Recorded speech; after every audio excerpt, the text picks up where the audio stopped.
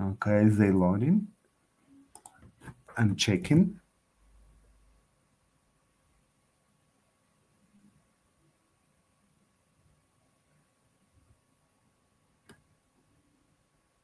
Oh, wow. And I cannot, just a moment. I'm trying to load again. Oh. Yes, we are online. And yeah, hello guys. Today, my second talk in this small season, Talk Think Communities. Yeah, and I'm Michael Volchek, and I create this, let's say, series of talks with people who are building, and who are going to build communities. And today with me, guest Tomasham Цэба. Yeah, Tomasham Цэba is a teacher and chemist. And maybe I forgot something. Thomas, please tell us a bit more about you. So first of all, Michał, thank you so much for inviting me here. It's a pleasure and honor to be a guest on your podcast. And welcome to everyone listening. And a few words about me. So I did my undergraduate studies at the University of Edinburgh in Scotland, and then I followed by PhD research at the University of Cambridge, St Edmunds College, and using those experiences and the knowledge I gained, now I work as a teacher at Academia High School in Poland, and I teach chemistry. Okay, thanks. Yeah, and the most important, like the idea of these think communities here in Belarusian, I call it Prактычная Сацыятэхніка. Yeah, the idea to discuss different aspects of communities, why we need this word, why we think this like a separate phenomenon. Yeah, and today topics will be how to build communities out of homeland. Yeah, so students communities. Yeah, and Thomas share his experience here today, and yeah, so feel free to ask questions. So it's like a normal conversation, and we are like can answer right after you answer us. Yeah, so or afterwards when because I have more than for 1 hour talk, yeah, and approximately our talk will be around 1 hour. So, and please, yeah, if you like what I'm doing, you can go and click last link in the description of today's stream and support me, like I don't know, like my activity and publishing of book I want to publish. Yes, still. So it's on the mock-up stage, yeah, and in a month we will have the mock-up, and then will be like a publishing stage. Yeah. So thanks a lot, and let's go to our talk. And my first question to Tomasz. So Tomasz, define please community. Yeah, so I'm asking this question every my guest, yeah, because it gives us the scope of the conversation. Yeah, so we can like talk at least about this, or think at least about the same. Yeah. So from my experiences, my involvement, especially in the student communities, the Polish student communities abroad in the United Kingdom, there's if I was to sum up the community in a short one sentence definition, I would say it's a group of people with purpose. And to expand a little bit, expand. So some time ago, I don't remember the author, but I came across sort of 4-letter P definition, wider definition of a community. And the idea behind it was that the community to exist and thrive and work well, we need those 4 Ps, which are, the first one is purpose. So the community needs to know what they're trying to achieve. Then the second P are people. So, well, that's pretty obvious, but probably this is the most complex and the most complicated part of it. Then the next piece, the process. So how does the community operate? What are the rules? Are they very strict? Are they put in some codex, in some list, in some kind of law even, or is it more informal, collegial, and familiar way? And then the last P, it's something maybe a bit more philosophical, but it's proof. So what's the proof that others see that we work, exist, create, collaborate? So this proof, I would say, what we've created, what we achieved as a community. So that's how I personally. It's not any sort of detailed science on this topic, but it's more of my personal experiences, how I would define and understand the community. Okay, once more time. Purpose, people, proof, and what was third one? I missed, sorry. The process. Oh, process. Okay, process. Okay. Process. Okay, I got 3 points. Yes, so 3 points I got, and this proof philosophical. And could you give more, like, how to understand it for now? Yeah, for the good proof of to be on this reality among others, or what? What means proof? By proof, I mean what are the outcomes of our actions? What results? Yes, results, outcomes. What we achieve, what we get. So it's very much related to the first point, the purpose.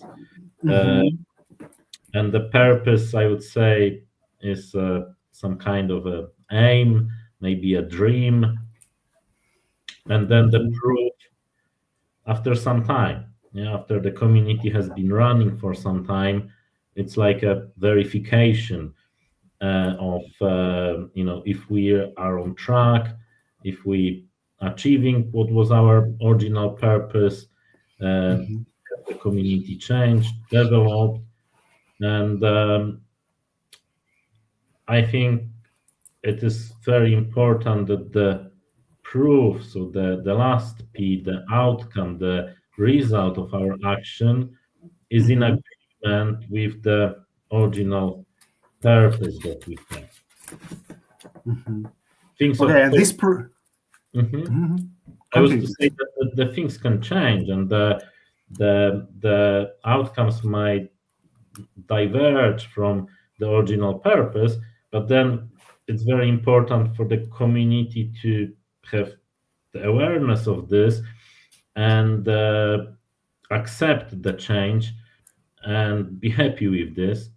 By community, of course, I mean the members, because if it's, in my opinion, if it's moving too far away from the original purpose without rethinking this, this might affect the community. So yeah, and we always think that the only who evaluate this proof is a member or are members, right? So like the actors, they're like a part of this organism, or someone else can like estimate, evaluate this. Also someone else. Yes, this is a very good point.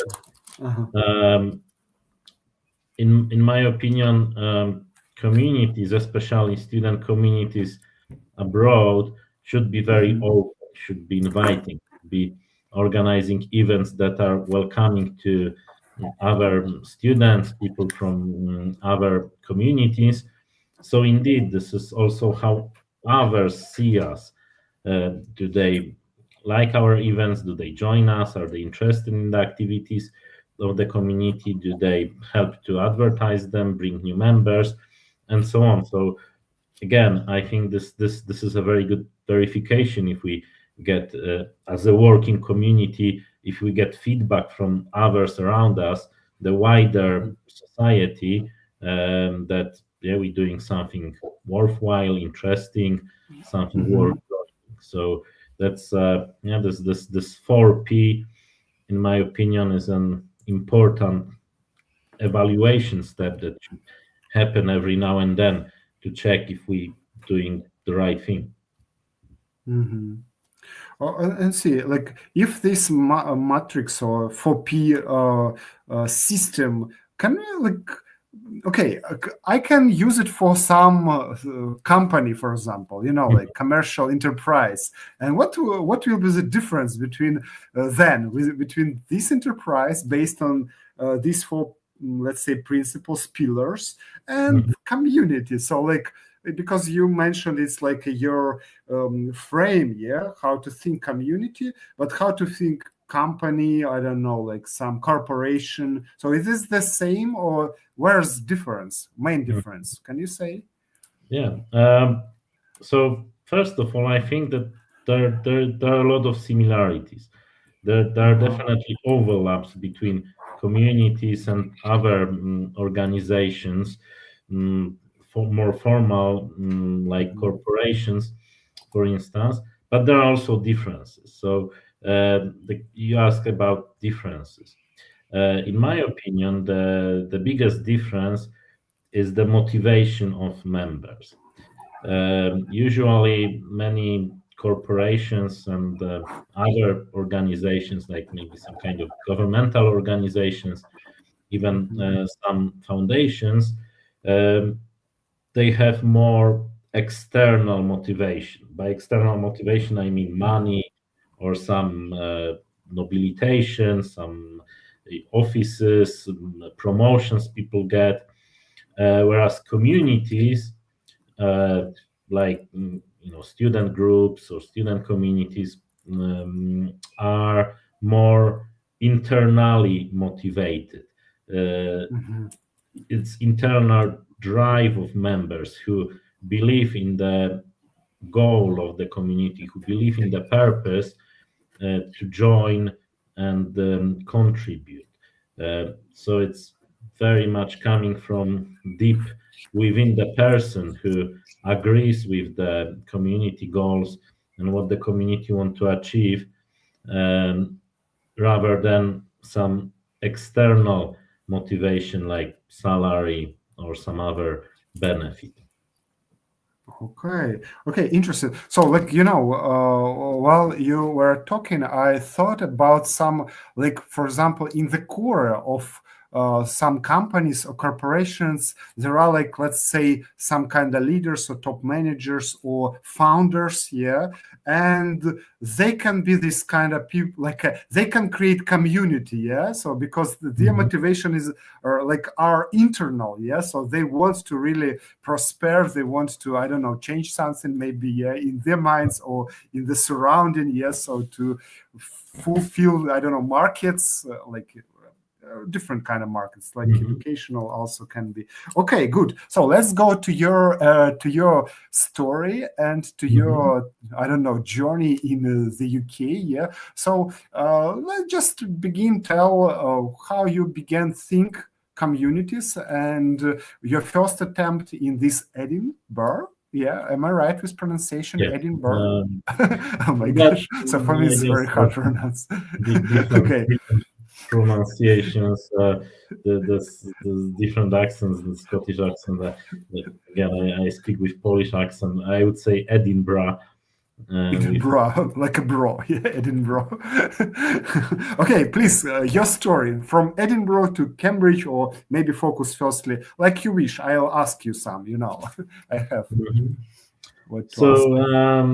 Yes, in Edinburgh, there was quite a lot of Polish students when I came already, because this was possible due to Poland joining the European Union in 2004, and it became really easy for Polish people to start and continue their studies in all of the European Union. And Scotland was especially welcoming at that time, because there was a Scottish Arts Agency for students which was run and funded by the Scottish Parliament, who paid the tuition fee for all the European Union students. So Scotland was extremely welcoming, was great, and I believe this approach created a wonderful international community of or even wider society of students and young people who attended Scottish University.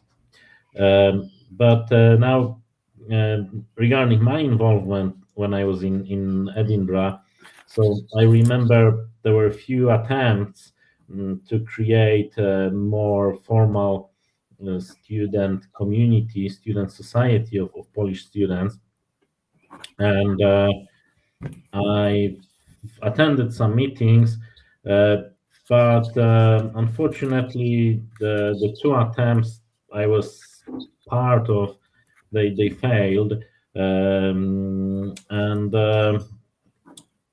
the reasons, at least from my point of view, I'd say was that basically there wasn't very clear purpose yet.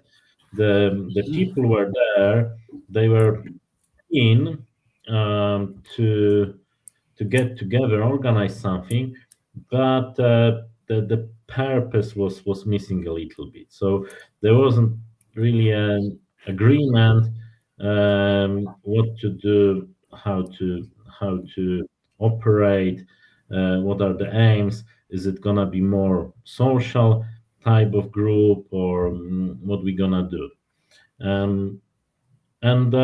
For that reason, and I also then didn't have a clear idea. I was just interested what's gonna come out of it. Definitely at that point, I was not in a position to become any kind of a leader of this community. So I just, do you remember? Sorry, do you remember the goals of this group? Because you mentioned they began to tell something about these purposes, but not clear. What do you remember? How it looked? Give us like a picture of this. So you visit some meeting, or I don't know, online maybe. How meetings in person, the time and the student union required some sort of statement of the community, the list of sort of purposes, what's the idea behind it, and so on. And there wasn't one clear idea that all of people would agree with. So there were like smaller groups, and one group wasn't sure, another group wasn't sure. There wasn't anybody really keen to push forward, and probably also there were like, people who had their own idea. They wanted to be leaders, but they didn't have much other people to help them. The others were not identifying with that idea, so there were like more solitary leaders who wanted to go one way or another, but there wasn't a common agreement. It was very early stage, and then I left Edinburgh. I moved to Cambridge, and later on the Edinburgh Polish Society got set up and everything started. So I don't want to sound critical of these people. I was also part of. It was more like very early stage, the beginnings, and then I just highlight this, the lesson I learned, and I think this is something that other students, other people thinking about creating any community should be aware, that the beginnings are often not easy, that the beginnings often require maybe even several meetings, getting people together, brainstorming ideas, discussing them, and then when there is common agreement, or at least part of the people agree on something, then I think it's a good moment to then start and move on.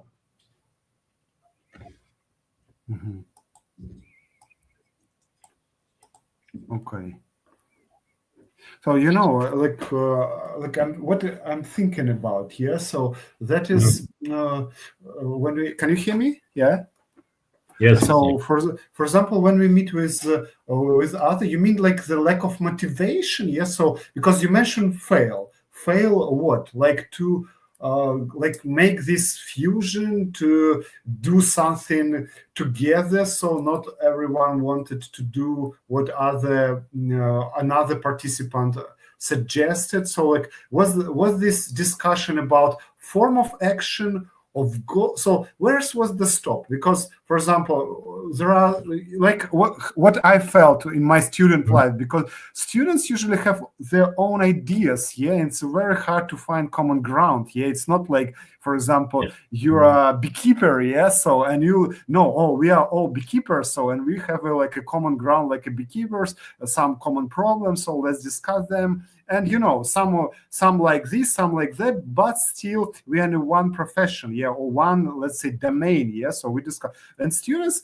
like usually also you are in some kind of domain, at least in one institution, like this big building of university, so maybe some common subjects, so and what was the stop, like to find common form of action or to find commonality, like or maybe low energy? So what's the fail? I want about this fail, because you mentioned like not find purpose, so solitary leaders, but why is it bad, solitary leaders?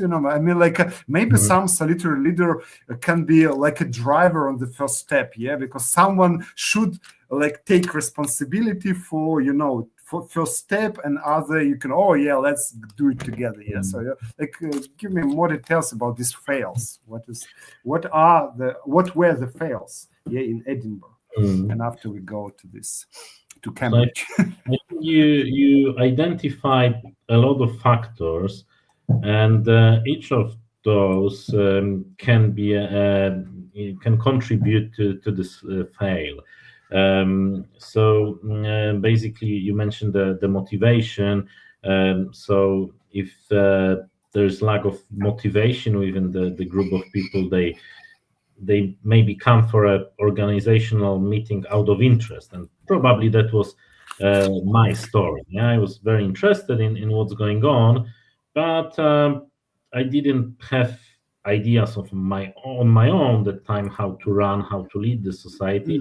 I was there listening to others, but when I realized, okay, no idea is attractive to me, I lost motivation a little bit. So you mentioned that you referred to what I said about the solitary leader. So again, it's don't think it's bad or good or anything. It's really the matter of if the solitary leader can get people together around his idea. Can he attract them? Is what he's propose, or he or she, what they proposing is interesting and motivating to other people. So maybe if somebody wants to be a leader, wants to start something new, it's very important to talk to other people around, to ask them what they would like to see, what they would want community to be, even if others might not be interested in developing this community themselves. They might give very good clues and ideas to this leader what to do. So that's another thing. Also, what you mentioned are the goals, the aims. This is another important point, that if there are no clear goals, no clear aims, what we want to achieve, what we want to do, many people would tend to, that's interesting idea, I could support it, but would I want to devote some time, some work, if I'm not sure what we're going to do? So that's another big thing, to have a plan. like uncertainty increases. Yeah, the far from the center, the farther the more uncertainty, and then it's like small probability of some action, or I don't know, joining and doing something common. Yes, or achieving something common. If you're talking about purpose. Okay, Cambridge, what is changing there? So like let's jump to from this partly we discussed, but okay, Cambridge, yeah, like to contrast, yeah. So these two experiences. Yeah. So in Cambridge, when I joined the university as a PhD student, there was an already existing Cambridge University Polish Society, which was the community of Polish students, and then I got very much inspired by some people who were running this society, and I would say what was very important was the inspirations that followed. So the wider community of Polish students in the UK, they had a very important person, very important mentor, Zbigniew Pełczyński, late professor of Oxford University, and he came to his parents came to the UK after the Second World War, so they were the Polish emigration after the war, and he lived and spent his time in the UK. He studied at Oxford University and then became a professor there, and then he was a great and inspirational figure for the Polish communities. During the communism time, there weren't many people, many Polish people in the UK for obvious reasons, so the communities were very small, and the Cambridge University Polish Society started its existence in 1970s, but then it stopped because there were not enough members, and then the new stage of the Cambridge University Polish Society started again in 2007, inspired by Professor Pełczyński, and he also inspired and mentored people who started organizing so-called congresses of Polish student societies in the UK. These were meeting of the wider groups. So there was a mentor, somebody who had a lot of experience, and those members were the young people, students were listening to Professor Pełczyński,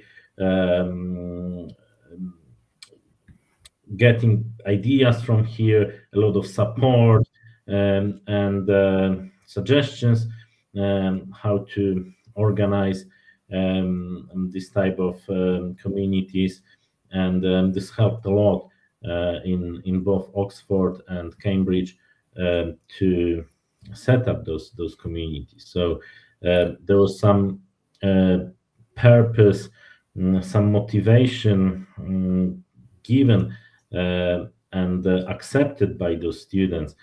And when I joined the Cambridge University Polish Society, I already saw this, and I saw that the group has a certain goal and the aim that I believe in, and I felt really inspired by some of those members. So, well, I decided to join. What was the most inspiring for you from this Zbigniew Pełczyński and other inspirators, let's say? Yeah. So 1 to 3, maybe the most inspiring things you can count. So probably the most inspiring thing was that you can be abroad, you can be in a different society that you're originally from, and you can bring something. For my case, as a Polish person, I can be proud of my roots, proud of where I'm from, and that I can contribute to the British society as a Polish member, and I can add a lot of value, and I don't need to lose my identity, but actually by cherishing, being proud of my identity, I can help create a better community, better society for everyone. You mean like, because you mentioned 2 points, like contribute to other society was like a part of the idea around Polish students community here in Cambridge, and another one because of some let's say identity fostering, like Polish identity fostering inside of these circles, yeah, so inside of this like a huge collective, yeah, so let's say. But okay, what was maybe third, like, okay, it is inspired you, so contribution in British society, not in Polish society, yeah, in British, right? But the same, at the same time, you like a fostering and to keeping going your Polish roots, yeah. So this is two, and yeah, I'm trying how to balance it, because in my head usually, like, if I contribute in someone's society, I'm like getting a part of this society and can lose my, let's say, I don't know, roots, like this assimilation, this, yeah. So like think. So did you think about this assimilation, or I don't know, like how to combine this, contribute in other society and keep identity? Yeah. So tell me this. Yes, that's an excellent question, and I thought a lot about this, and I guess this was something I was unsure when I was in Edinburgh, but then in Cambridge it became more clear to me that if I keep being proud of where I'm from, but I'm open and I put a lot of effort to understand the community or wider society that I'm joining. By this I mean the United Kingdom, the British people, especially in the context of the university. I can show where I'm from, I can talk about my culture, I can help other Polish people to showcase their achievements, their contribution, what they're doing academically and personally, and somehow also show that we are open to others, very inviting. So we are always, as a community, trying to organize events that gather not only Polish people, but people from many other communities. So I would say it's we would assimilate fully if we've forgotten about who we are, where we're from, what's our culture, what's our traditions. We nicely, I would say, blended in, joined, and help the British society to become more international by coming there and showing our traditions, showing our culture, showing our contribution to science, while being open and not trying to impose anything. I think what was very important is that nobody in those communities, even like in personal conversations or anything, would say, oh, that this is better, our tradition is better, or maybe British tradition is better, or we should do this, or we should do that. No, we would say, okay, we're doing things this way, they're doing things this way, how we can sort of find a common agreement. And this worked very well, and I think what we were doing as the Polish community was very well accepted, and people were keen to join us, participate in our events, and listen to what we have to say. And our members did not feel that now by contributing to those actions, they losing something. They were actually, I think everybody would agree with me who was there, that they were proud of who they were, where they were from. I could you add, like about these actions, more details. What actions did you do for keeping this identity, and what actions did you do for contributing to British society? If it's like just try to, for example, we did this, it contributed to our identity by this activity, and by that activity we contributed to our identity. So could you a bit analyze? Yes, so give like maybe one case or two cases to make it this clear, yeah, for me and for listeners. So very good point. So, for example, one of my favorite examples of this type was when we organized a meeting with a famous photographer, Bolesław Lutosławski, who was a portrait photographer, and he took pictures of many famous people. For instance, presidents of various countries, Nobel Prize winners, and so on. And he, at the time, was living in Cambridge. He was a citizen of the town. He was not associated with the university. So we organized an event where we connected his roots, his citizenship in Cambridge, and also his job. So basically, we invited him to talk about the photographs he took of famous Polish people. For instance, the Czesław Miłosz, a famous Polish writer, and that way we managed to get together the community as the people from Cambridge, from the town, interested in what one of the citizens does. We managed to get quite a lot of people from Polish community, but also we managed to get a lot of people from, for instance, photography society, or people interested generally in photography, and not particularly in Polish history. So this type of events, I would call them like cross-community events, gathering various communities around one point, were very helpful to show us and contribute to the society, general, I would say, British society that we were living in, and also helped us in one event to sort of be proud and of our roots, of the Polish people who achieved great things in their lives.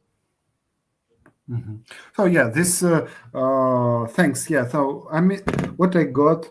Yeah, and quick question: How long did you participate? In this Cambridge story. So how many years?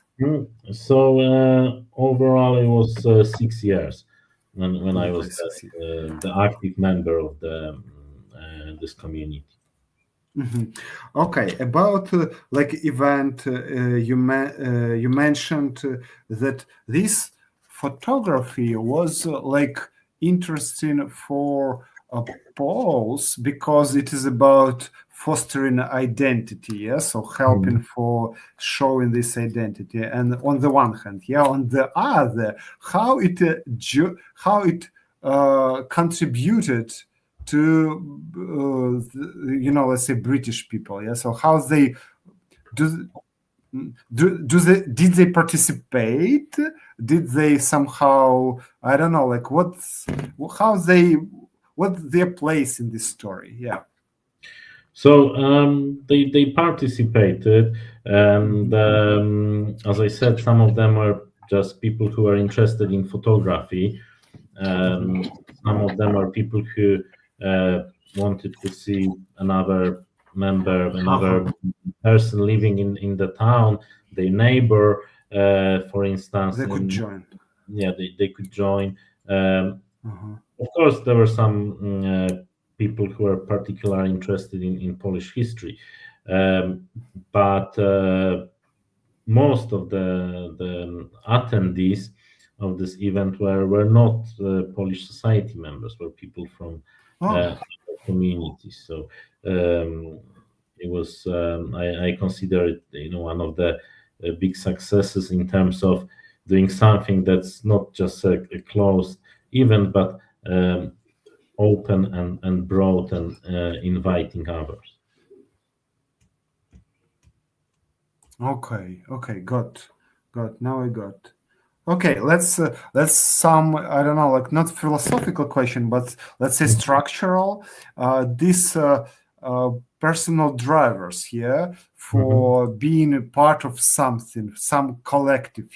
So what was your personal driver to be? Like, because you're a student, you have a lot of subjects, and in core subjects, some alternative subjects. So they're like very rich, because I also spent 1 year in the UK, so in May, this program in Essex, University. So, and I know that is very intensive program, and you can spend time just for, like diving into books, library, and subjects, even in this MA program. But I think undergraduate, this kind of case is a very demanding. So why did you decide? Why was important for you to be part of this collective? So tell. So I would say there were two factors. One was that I wanted to belong to this group. As I said earlier, it was very inspirational, and there were very interesting people who had a lot to say, and I wanted to be part of it. Also, I wanted to belong to the Polish people there. But also, and probably this was the most important driver, was that I wanted to have my own impact.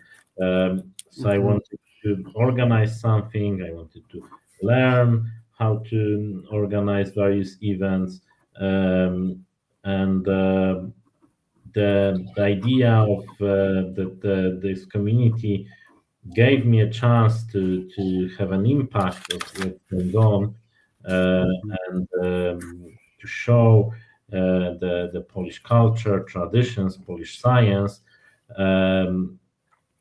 was also very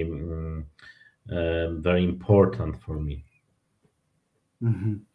So sense of belonging, so these two group of your let's say co-citizens so for Poles so to be closer to them, like this is like part of your land with you in Cambridge, so like nearby, like next door, and influence. So it's like about like a personal agency, so you wanted to influence some part of reality around you also, so change its shape somehow, So am I right in what you talk? Okay, because sometimes I need to repeat to to be on this. It's at least to understand the similarly.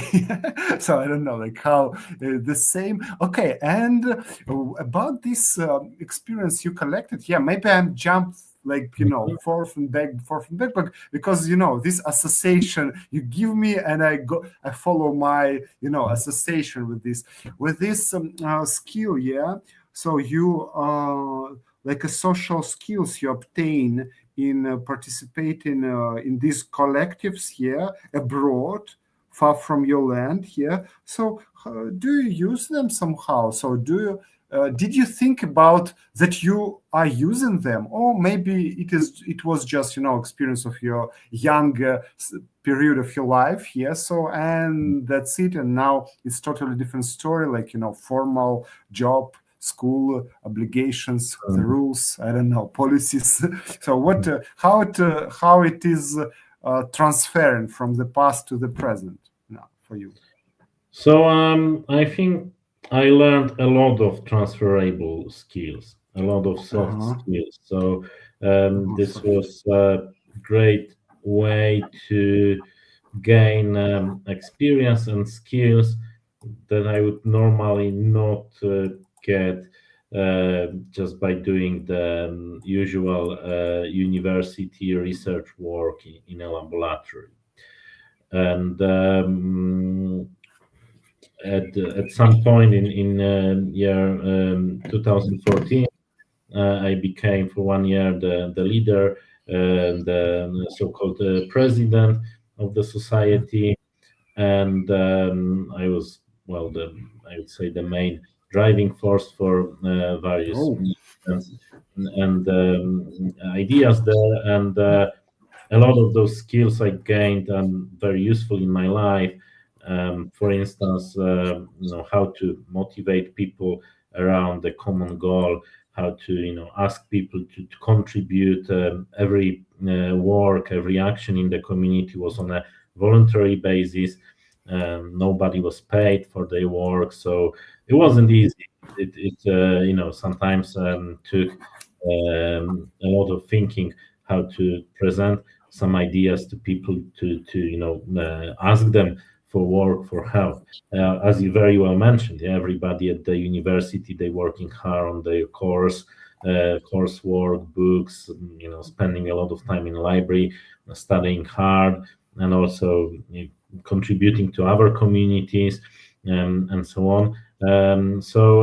It wasn't just throwing an idea at people and asking who's gonna help. It was actually a lot of work, how to neatly and carefully present it to everyone, so they would say, okay, even though we're very busy with our university, we will help you organize something. So that was definitely a very important skill I learned. Also, I think it's very important for any community, especially these days, to advertise well, to have a well-running marketing, and this is these days we all fight for attention, and there's a lot of advertisements everywhere in social media, in usual media, in internet.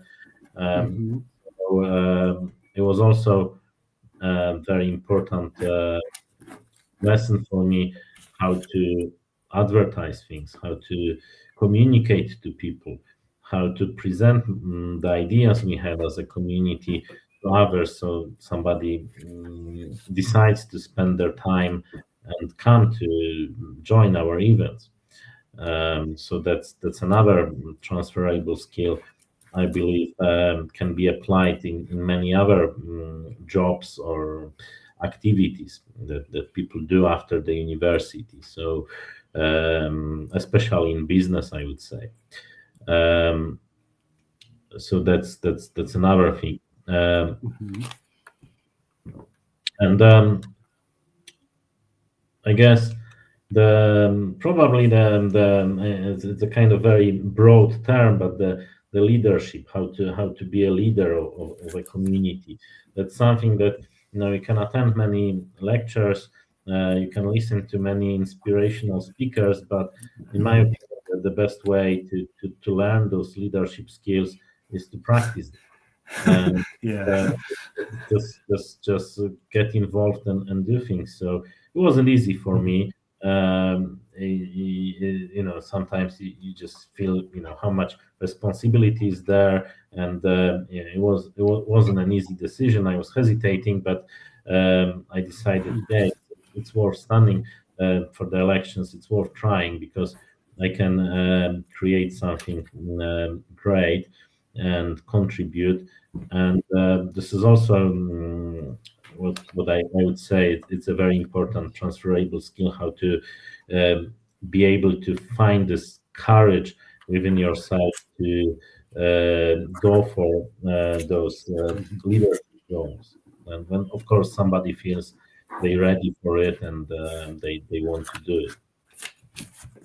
Okay, yeah. So what I have had time for, like, organize something, yeah. So it's like structuring reality after presenting it, yeah, and promoting it, yeah, advertisement, like you mentioned, like fight for attention, practicing leadership, yeah, and some break ice of your, I don't know, like of some limited mindset stuff, yeah, inside, like hesitation, like you mean, like this some kind of shyness as well. shyness. I would say this is sometimes To go to the scene and begin, yeah, so to be like a public, yes, so too many people and be sort of exposed to critique, be exposed to some comments and opinions. Yeah. Like, the further more questions, and I have like, could you give like at least one example in your mind, the first on the top, yeah, of your head, so where you overcame something, yeah, so like when you try to do something and something changed in you, like your transformation, yeah. When you was like a leader, where's the main driving force? Yeah, I wrote this words. Main driving force. When you was this elected as first, I got like a spoken person, like a public person. Yeah. So for this unity, okay, try. Well, so definitely one thing that was very challenging for me, but it was also very rewarding, was when together with students from Oxford Polish community, the student society there, and also from the London School of Economics student community, we decided to organize together conference for Polish people, Polish students, PhD students, researchers, scientists working abroad of Poland, and it was a big event. It was a really big challenge, it took a lot of work. We were not sure if it's gonna initially if it's gonna happen. We had to collect a lot of funding from various sponsors and agencies and governmental bodies like the Polish embassy, and we had to invite some scientists, some keynote speakers, some other people, and there was a lot of hesitation if we're gonna get enough interest, if it's gonna work, and but we tried. We found the courage. We organized the first event was very successful. We had more than 100 participants.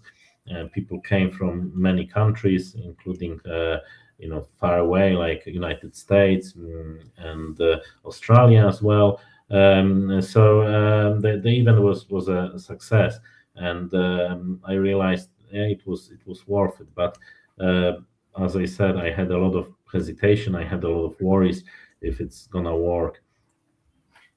Okay, and like morale, yes, that is everything is possible, yeah. So that's how it worked out. Okay, I want to ask more about this person you mentioned, this Zbigniew Połczyński, yeah. So, and you mentioned that he was like a young, one of the previous migrants, yeah, who then, like after, tried to somehow but he wasn't young, yeah, he wasn't a student, but how he participated, like with like this age gap. It's not gap, I know, but I mean, like it's not often then like students accept some elderly people in their collectives, they want to show their own, like this autonomy, yes. So, and how this, like, let's say, senior guy, yes, already like with participated, and what he told us, maybe give us several inspirational phrases you keep in mind here. So, from his somehow participation. He wrote a book, an autobiography. That's I encourage everybody to read it. I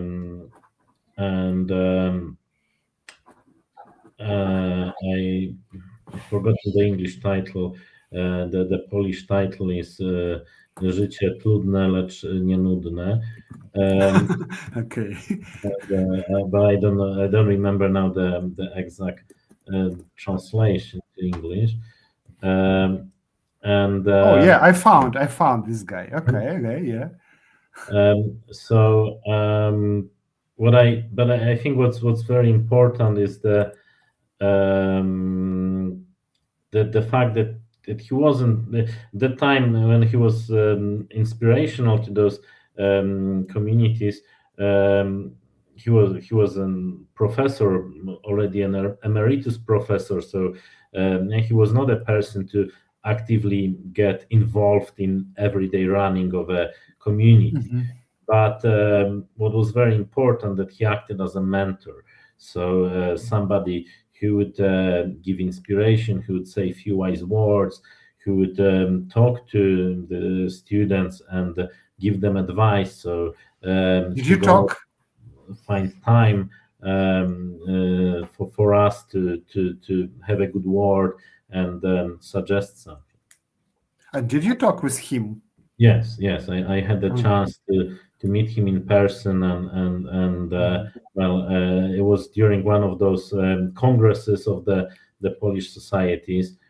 So it was a really transformational experience, I would say, to listen to him, to just the clarity he was talking with about how important it is to be proud of oneself, where you came from, even if you living somewhere else, even if you like abroad and contributing to another community. Important not to forget your roots and where your family came from, and just talk about it and share this with other people, and that others will be very much interested in who you are if you are open to others. That was very inspirational. All right. Yeah, I know the time is almost up, but we have a bit. Yeah, decision-making process. Give some insights how it was. Yeah, so then how you make decisions, because you mentioned these solitary leaders here, and after we will be discussing that if you are a solitary leader and can communicate the idea, the value of what you are gonna do, so and unite people, that's why not. But how was in this Cambridge case with decision making? How it worked? Maybe some case or just general rule how you made decisions. So here, because this community was the Polish Student Society, was part of the Cambridge University Students' Union, there was a certain set of rules and regulations set up by the student union that every community that was a member of had to obey, which was very much a democratic process with a certain constitution that had to be set and accepted by the students' union, and then also the democratic elections with voting and so on. And then how the governance looked like was decided by the constitution, and our community had a committee which was composed of the president, the vice president, and the secretary. Also, depending on the roles, there was also a separate treasurer as well. So depending on the circumstances, there were either 3 or 4 decisive people who would the committee would make the decisions. The exact process was pretty linear and democratic. So what was good there, that none of the leaders would impose their opinion. It was more like dispersed leadership. But of course, there were matters sometimes that were controversial and required voting. What to do would be voted by the committee, and any of the larger changes, especially if we wanted to introduce any change to the constitution of this society, we had to organize a general meeting for the members, and then the majority of active members, if they voted, they were able to make some changes. I see that 1 hour is up, but have we 5-10 minutes more? No problem. Okay, so see, this is, could you give us like the number of, let's say, members of this Polish community? So how many were in this, let's say, circle? Approximately. I know that's not precise. So when I was president, so in 2014, there were about 120 active members, and the overall number of people who attended at least once a year one of our events were about 300. Okay. So like in other, were there all Poles? Yes, or any other ethnic groups also participate? So how is it? So there were a lot of Poles. The majority were Poles, but I would say about 10% or 15% were people from other ethnic groups, other nationalities, and I think it was great. Because normally the national communities were more sort of uniform, whereas thanks to the events, like I mentioned, that even with the Lutosławski photographer and other similar events where we managed to gather people from other communities, we had those 15% of members who probably normally would not join the Polish society, just if not all those events we organized. Okay, and like one of my, I not hope, but I need to limit myself in questions about this mistake. So what you can share for next generations of this kind of people who want to contribute and to keep own identity, so and what mistakes they can potentially avoid, like bypass, I don't know, or somehow not to do, it's possible, it's not but anyway, what like top 3 mistakes can be avoided? So I think the first mistake they can avoid is to sort of not to start. Yes, that like what happened in Edinburgh. Yes, I believe that if group of people there just decided to start to maybe join one of those leaders. Yes, and I think I was also one of those people who made a mistake. If I could move back in time, as I said, I didn't have the motivation. I wasn't so interested, but still at the beginning, some things they can change. You don't have to have a very clear aim, a perfectly set goal you want to achieve. As long as you have a general idea and some people, you can just, it's worth starting. And then those things can crystallize as you progress, as you work. So I would say the one mistake is the hesitation. You want to start it, don't know how, just start it. Give it a go. If it doesn't work, then it doesn't work. So that's the thing. Another, I would say,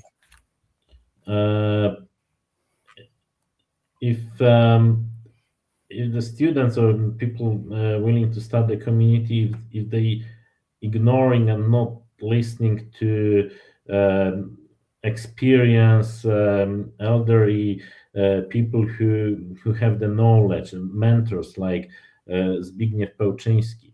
Yes, I could imagine that some of the young people might just ignored him and his advice, and I don't think that the Polish communities in the UK would be so successful. He was really knowledgeable person, and looking back in time, this was I think really important that members of the Polish communities got the inspiration from him, listened to him, and used the advice. So I would say do not ignore the mentors, the people who can maybe not contribute much in their actions, but they can contribute with their experience and knowledge. So this is, and then the last mistake is probably something that was also happening to maybe some extent the Polish community in Cambridge, and we worked to change it. It was a work we had to do. It was that basically some people mistake communities for friendship groups. And of course, it's great to have friends. It's great to be close and have like even your own sayings, some things that you in yourselves, have like this very close group. But then this might cause other people to feel excluded and not very happy when around, and not willing to join. So in my opinion, what's very important is that even if you have a lot of friends and people who are familiar with, and you all on very good terms, it's still important for the community to keep a professional image, to keep especially at the events, at the sort of gatherings where people coming from various places, various backgrounds, to keep it to a very professional and open and welcoming standard. So have inclusive language, put some effort to invite others, to get them into conversations and so on, and don't keep it closed.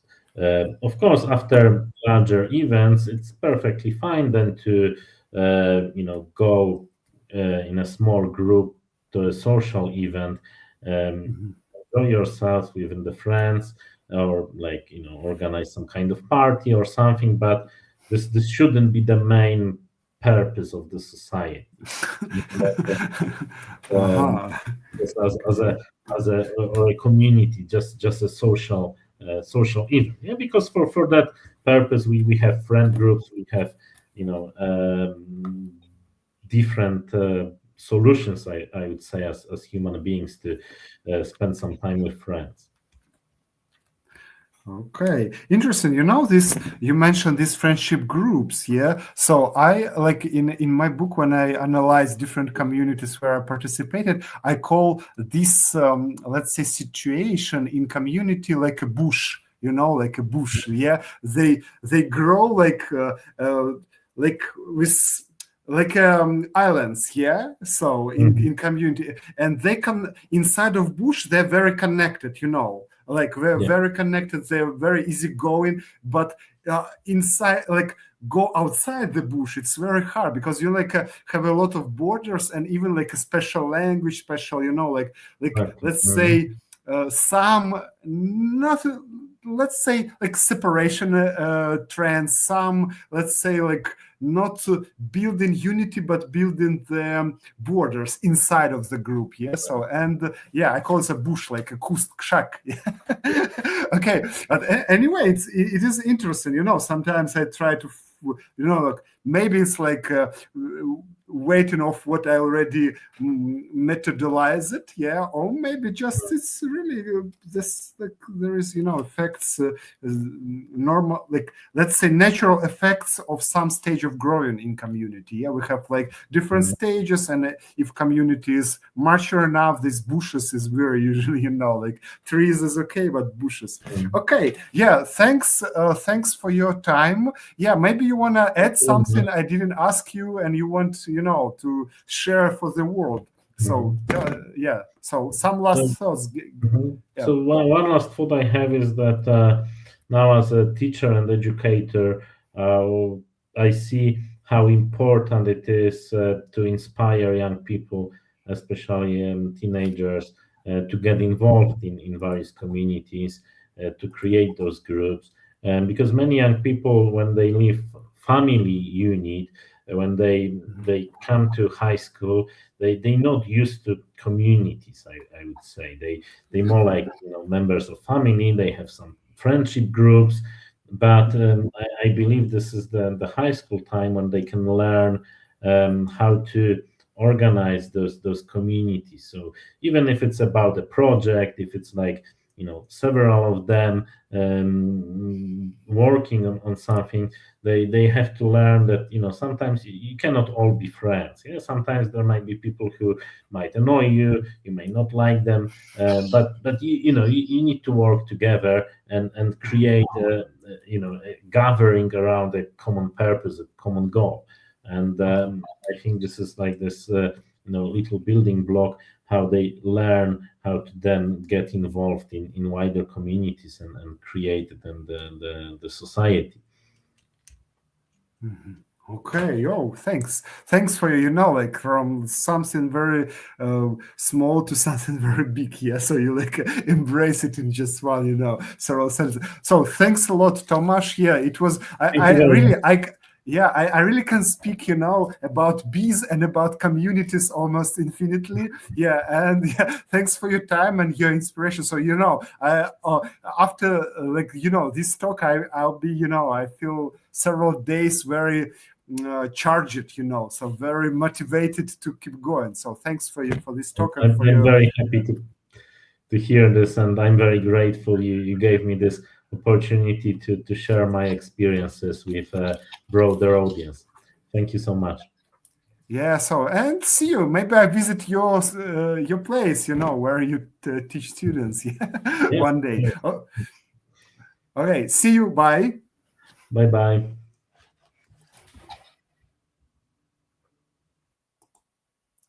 Yeah, guys. With us was Tomasz, chemist, and teacher, visited my talks today, and it was really, really inspirational. And I have more questions, so I have more than 10 stickers with other questions. But yeah, time finished. And also, if you're not subscribed, subscribe. If you want to support me, support with buy me coffee, donate, or pre-order my book. And see you next time. Next time we'll discuss music utopias and let's say ideal part of different communities. So with Pavel Nikhaev, it will be in Belarusian language. And see you in a week. Bye.